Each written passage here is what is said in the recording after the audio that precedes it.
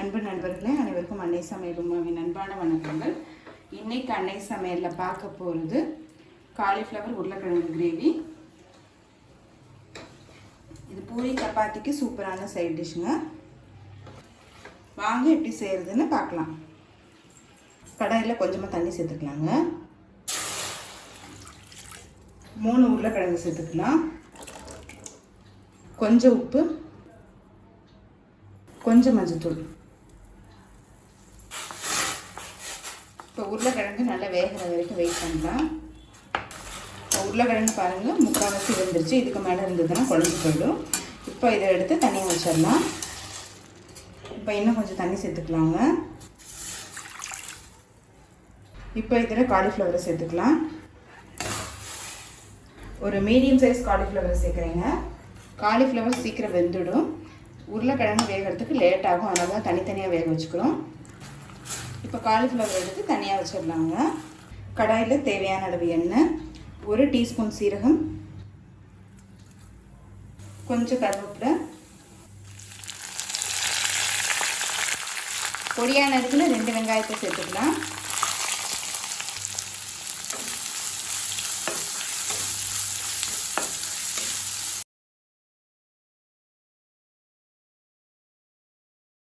பொடியான இருக்குன்னு 7 பல் பூண்டு,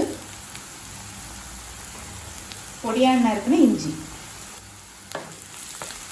நீங்கள் விருப்பப்பட்டீங்கன்னா இஞ்சி பூண்டு பேஸ்ட்டாக கூட போட்டுக்கலாங்க. இப்படி இது மாதிரி பொடியாக நறுக்கி போடுறதுனால டேஸ்ட் பார்த்திங்கன்னா ரொம்பவே நல்லாயிருக்கும். 1 பச்சை மிளகாய்,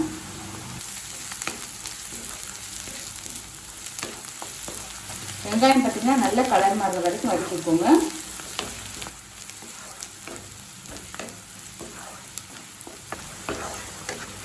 வெங்காயம் பாருங்கள் நல்லா வதங்கிடுச்சுங்க. கலர் பார்த்தாலே தெரியுது, நல்லா மாறி இருக்கு. இப்போ இதில் 2 டீஸ்பூன் மிளகாய் தூள் சேர்த்துக்கலாம்.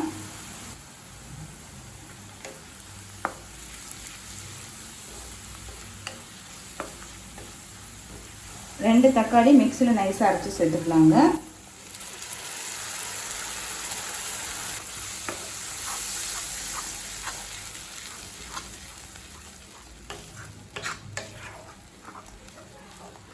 ஒரு டீஸ்பூன் தனியாத்தூள், 1 டீஸ்பூன் கரம் மசாலா, 1 டீஸ்பூன் சீரகத்தூள்.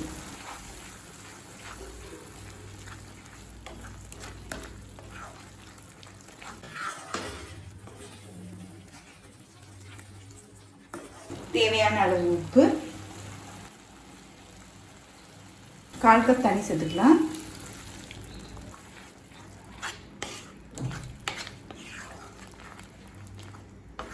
மூடி போட்டு ஒரு 2 நிமிஷம் ஸ்லோலி வச்சிடலாம். இப்போ 2 நிமிஷம் ஆகிடுச்சுங்க. பாருங்கள், எண்ணெய் நல்லா பிரிஞ்சு வந்துருச்சு.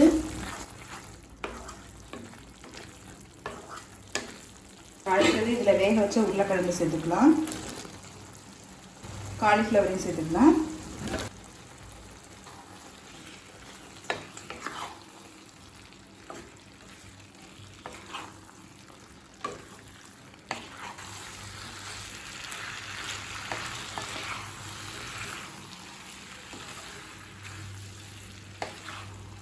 இப்போ மூடி போட்டு ஒரு 5 நிமிஷம் ஸ்லோலே வச்சிடலாங்க.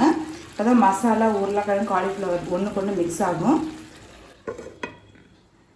இப்போ 5 நிமிஷம் ஆகிடுச்சுங்க. இப்போ கொஞ்சமாக கொத்தமல்லி சேர்த்துக்கலாம்.